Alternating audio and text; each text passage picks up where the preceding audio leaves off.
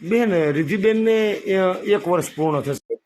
હા, દીકરી જવાનું શું કહે છે બેન? દીકરી જવાનું દુઃખ તો એટલું ભારે છે કે કોઈ એવા શબ્દ નથી કે હું તમને કહી શકું એમ. અમારું તો બધું જ લૂંટાઈ ગયું. બેન આ ઘટના ઘટી ત્યારે આખી ઘટના શું હતી? અમે તો એરપોર્ટે એને મૂકવા ગયા હતા અને રાતે અમે લોકો નીકળ્યા એટલે ત્યાં 10, સાડા 10, 11 વાગે તો એ અંદર એને લગેજ ચેકિંગ ને બધું થઈ ગયું હતું. પછી અમને થોડીક વાર તો અમે ત્યાં બેઠા હતા એરપોર્ટ ઉપર. પછી કે તમે લોકો હવે જાઓ, માધવ આખી રાત હું તો નથી તો એને નીંદર થઈ જાય. હું તો એ કે પ્લેનમાં બેન હું જ જવાની છું એ કે ને પછી ત્યાં જઈને ફોન કરીશ એમ. તો અમે તો અડધે રસ્તે પહોંચ્યા તઈ તો અમને આ જાણ થઈ કે ભાઈ આ રીતનું થયું છે. તો અમે તો કોઈ દિવસ જોયું નહોતું, કઈ ખબર નહોતી પડતી પ્લેન ક્રેશ હું એમ. અમને એમ કે કઈક વાગ્યું હશે, હાથ પગમાં ઈજા થઈ હશે, પણ હાવ હચોડું આ રીતનું થાય એવું તો સપને કોઈ દિવસ વિચાર્યું નહોતું. અને અમે ત્યાં પહોંચ્યા, સિવિલે પહોંચ્યા ને ઈ હાલત તો ભગવાન કોઈને નો દેખાડે. રાડા રાડી, ચીસા ચીસી બધી અમે ગોતતા હતા. બધી આ ઓઢમાંથી ઓલા ઓઢમાં, ઓલા ઓઢમાંથી ઓલા ઓઢમાં કે ક્યાંક અમને મળી જાય એમ. બેન આ દીકરી વિશે એના લગ્ન કેટલા સમય પહેલા લંડન થયેલા? એને 1.5 વર્ષ થયું. 1.5 વર્ષ થયા ત્યાં જ હતી લંડનમાં.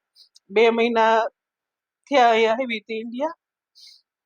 બેન એના પતિનો તમારી સાથે કેવો વ્યવહાર તો 3-4 મહિના તો ઈ લોકોએ જમાય છે બહુ આમ સારી રીતે કે ભાઈ અમારે દીકરાની જેમ જ એમ.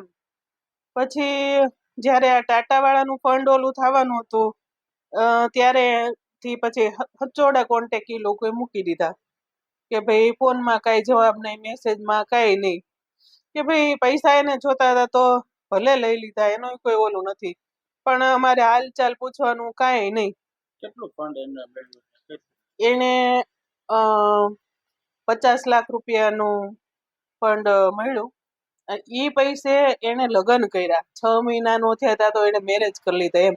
ઈ પૈસે મારી દીકરીના મોતના પૈસા એને લગ્નમાં વાપર્યા. દુઃખ ઈ વસ્તુનું છે એમ. બેન તમને જાણ કરી હતી આવી કોઈ લગ્ન કરવાના કોઈ વસ્તુ કાંઈ નહીં, અમને કઈ કોન્ટેક્ટમાં જ નતા. તમને આ પ્રી વેડિંગ ને એ બધું હતું આ છોકરાઓને ફોનમાં તો અત્યારે આવી જાય બધું. તે ઈ લોકોએ જોયું એટલે ખબર પડી, નકર તો અમને ખબર નહોતી. તમને સરકાર દ્વારા કઈ કઈ સહાય મળતી? સરકાર દ્વારા તો આજે રાજ્ય સરકારના 2 લાખ રૂપિયા, કેન્દ્ર સરકારના ઈ અમને મળ્યા છે. બીજા તો એર ઇન્ડિયાના 25 લાખ ઈ અમને મળ્યા. કેટલા સમય પહેલા એની સગા લગ્ન કર્યા હતા અને એની પછીનો કેવો વ્યવહાર હતો તમારો? લગ્ન કર્યા એને તો 1.5 વર્ષ થયું ત્યાં હતી લંડનમાં. પછી એમ કે આમ ઈ લોકો વચ્ચે થોડીક આમ માથાકૂટ ને એવું થતું રહેતું હતું, પણ કોઈ અમે એને ઓલું કરતા હતા કે ભાઈ હાલો કાંઈ વાંધો નહીં, છોકરાઓ છે તો થોડીક માથાકૂટ થતી રહેતી હોય એમ. બેન આ મૃત્યુ સમય જયારે અકસ્માત થયો પ્લેનનો ત્યારે એ લોકો ત્યાં આવ્યા હતા? નહીં, મારો દીકરો 5 દિવસ સિવિલમાં રહ્યો તો ત્યાં કોઈ નહોતું આવ્યું. અને ક્યાંય પણ મારી દીકરી છે એના બધી ડોક્યુમેન્ટમાં, એના પાસપોર્ટમાં, ઇવન લંડનની બેંકમાં બધી એના ફાધરનું નામ જ છે. અને ઈ છોકરા પાસે મેરેજ સર્ટી નહોતું, ઈ તે મારી દીકરીની હારે જ હતું. અમને ફાઇલ એર ઇન્ડિયા વાળાએ આપી છે, એમાં બધા કાગળિયા હજી એના સેફલી છે. થોડું ઘણું બળ્યું છે, બાકી કાગળિયા બધા એમનેમ જ છે એને. એ લઈને જાતી હતી. એ સમય દરમિયાન એના સાસરિયા પક્ષે તમારો સંપર્ક કર્યો તો? કોઈ જાતનું કાંઈ નહીં. વિમાન દુર્ઘટના થઈ ત્યાર પછી કાંઈ? તો ત્યાર પછી નહીં, કોઈ વસ્તુ કાંઈ નહીં. એટલે એમ કે ઈ લોકો આવ્યા હતા બેસણામાં ને એમાં, એ બધું તો હતું જ તે ક્યાં કરે અહીંયા અમારે. કારણ કે એને ત્યાં ઈ લોકોને નહોતી બોલાવી એટલે પછી અમે અહીંયા જ બધું રાખ્યું એનું. Black box